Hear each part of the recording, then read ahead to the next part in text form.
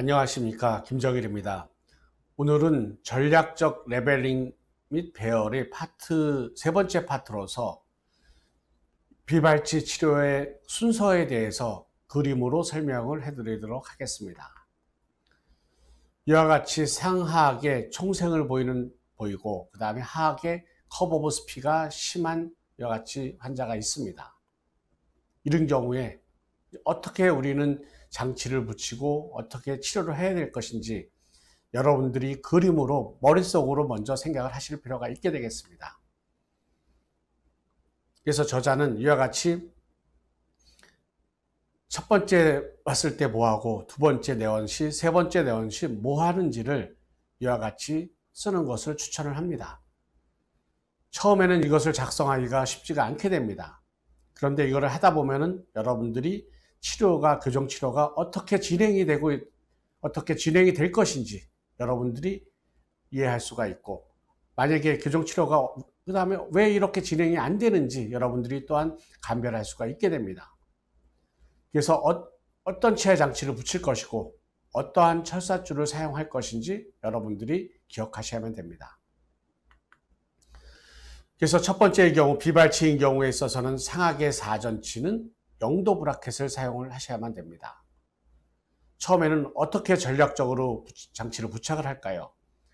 상악에서는 1번, 2번, 4번, 7번, 하악에서는 1번, 2번, 4번, 7번의 장치를 붙입니다. 첫 번째 아치와이어는 어떤 게 나을까요? 저자는 014 나이타이 아치와이어를 사용을 합니다. 그러면 그 다음 달에 오면 무엇을 할까요? 3번 부위에 오픈 코일 스프링을 쓸 것입니다. 이때 아치와이어는 016 SS가 될 것입니다. 근데 만약에 요 2번이 총생이 있었던 중이라면은 요 2번을 처음에 장치를 안 붙이면 됩니다.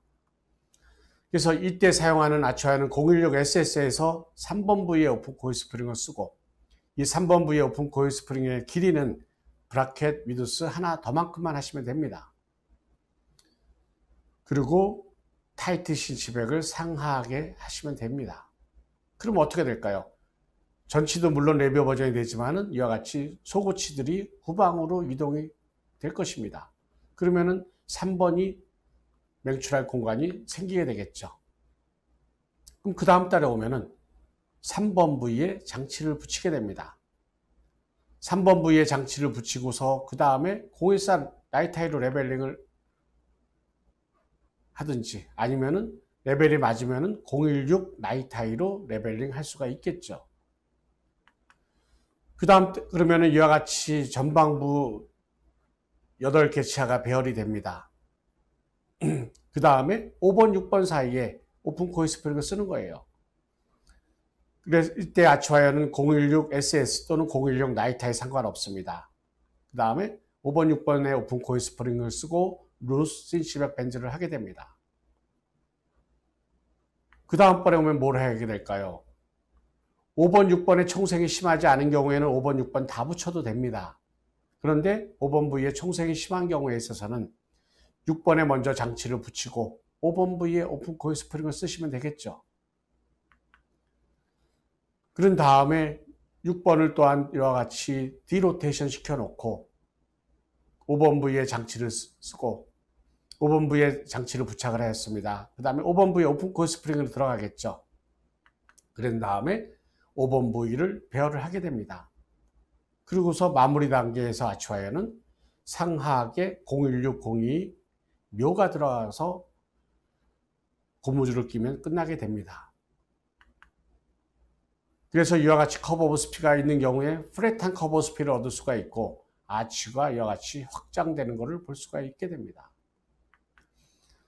그래서 이런 경우에 이와 같이 근심 회전된 최후방 치아를 이와 같이 디로테이션 시켜줌으로써 이와 같이 공간을 얻을 수가 있게 되겠죠. 그래서 전치부 총생이 있다 하더라도 이와 같이 지금의 위치에서 우리는 배열을 할 수가 있게 됩니다. 만약에 레비오 버전이 돼도 최소로 할 수가 있게 되겠죠.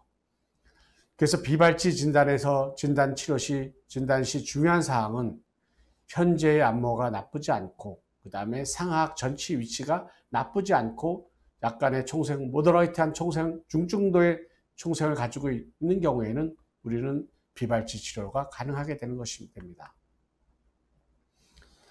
한번 이를 우리가 순서별로 한번 정리해 보겠습니다. 처음에 어떻게 우리가 해야 될까요?